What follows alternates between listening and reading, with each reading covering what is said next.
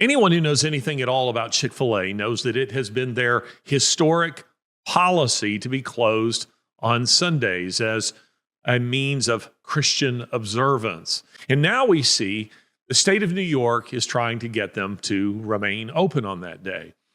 Why would they do this?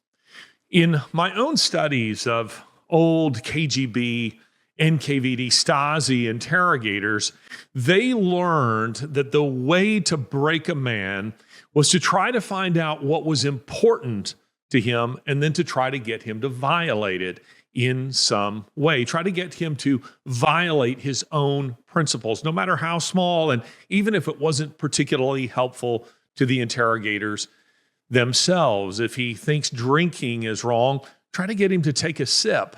If he thinks that his friendship, his loyalty to his friends is very important, get him to say something negative about his friends or about his family. In this case, they have identified that what is important or has been important to Chick-fil-A is their policy of remaining closed on Sundays. So what do?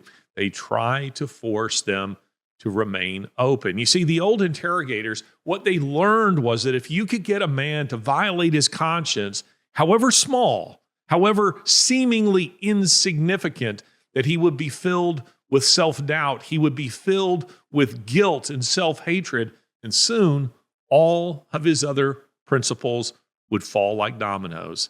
That's what's happening here. The state of New York doesn't care whether Chick-fil-A is open on Sundays, but they do care that they get Chick-fil-A to violate their own company Christian principles.